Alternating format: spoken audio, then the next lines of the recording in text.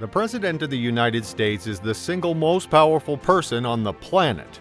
But as Uncle Ben famously once told Spider-Man, "With great power comes great responsibility." in this high-stakes game, being the US President is like tightrope walking over a volcano. The presence of enemies lurks around every corner, making the presidency not just a position of power, but perhaps the most dangerous job in the world. A few cosmic rotations ago, Forbes, in its trademark hyperbolic flair, unleashed an article with the electrifying headline, "America's Deadliest Jobs." Armed with statistics from the Bureau of Labor, it painted a vivid mural of occupational danger. But one profession was conspicuously absent from this macabre job fair: the role of the US President. As of 2024, 45 individuals have had their moments in the Oval Office spotlight. Of these, a foreboding 8 have left this earthly realm while trying to navigate the bureaucratic labyrinth, a mortality rate that, if applied to a less prestigious profession, might result in a run on LinkedIn profile updates. To put it simply, picking a president at random offers an 18.6% chance that they will exit the White House in a manner other than through the front door. But let's not skim the surface, let's dive into the intriguing conundrum. How many of those 8 dearly departed commanders-in-chief met their end due to the particular hazards of presidential life? 4 of them, it turns out, faced the business end of an assassin's creativity. It seems that in the US, getting into office is like stepping onto a stage with a target painted on your back.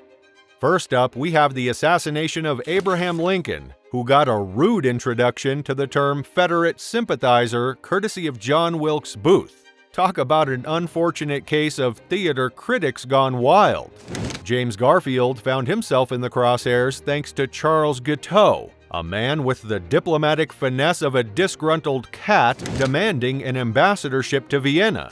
When Washington declined his generous offer, he figured Garfield was the problem, as any logical person would, and decided a bullet was the answer. Diplomacy at its finest. Then we have William McKinley, who fell victim to Leon Czolgosz, an anarchist in an era when being shot by anarchists was the cool thing to do.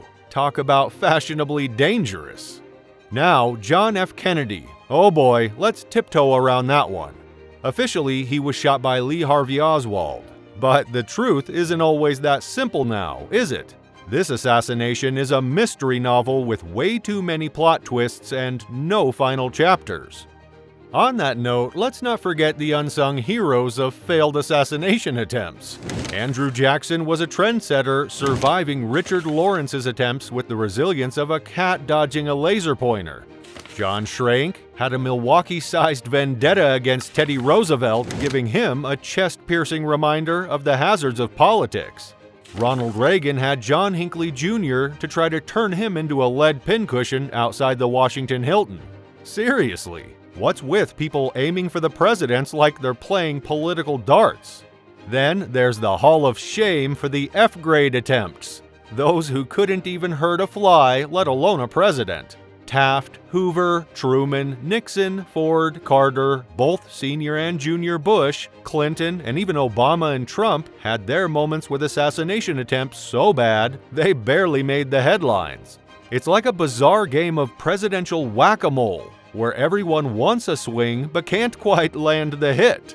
When it comes to making lemonade out of political lemons, the United States government has mastered the art, turning assassination attempts into the catalyst for the most elaborate security protocols known to humankind. Now, let's take a stroll through the intricacies of a presidential visit outside the White House, where the security measures make Fort Knox look like a casual stroll in the park. Secret Service agents and White House staff embark on a reconnaissance mission up to 3 months in advance, establishing contact with local agencies at the president's destination. First on the to-do list is clearing the airspace at the airport upon the president's arrival, because nothing says welcome to town like a secure sky. The request for a motorcade route through town follows, a careful orchestration of traffic that rivals a synchronized swimming routine. Identifying trauma hospitals and securing safe locations in the event of an attack? Just another day in the life of presidential travel planning. Agents join forces with local police to play the real-life version of Spot the Threat. Class 3 threats, the VIPs of the threat world, get special attention. These are the folks who not only have a history of threatening the president, but also possess the skill set to back up their claims. The agents give them the heads up, you're on our radar, literally. As the president's arrival date approaches, bomb-sniffing dogs become the unsung heroes, checking every nook and cranny along the route. Streets are cleared of parked cars faster than you can say President Biden, ensuring that no one can sneakily plant a car bomb near the president's hotel. When the president hits the road, it's a logistical showdown for the ages. At least 6 planes swoop in, carrying the presidential entourage. Some play cargo Tetris, housing helicopters, limousines, and top-notch communication gear, while others are essentially airborne buses transporting a legion of agents and staff. And oh, the president's culinary adventures. It's not your average drive-through situation.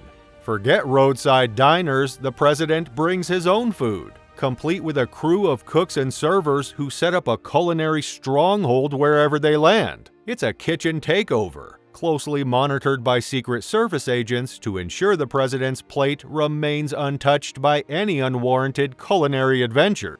But if you thought the kitchen takeover was excessive, buckle up for the presidential state car, a fortress on wheels that puts your standard SUV to shame.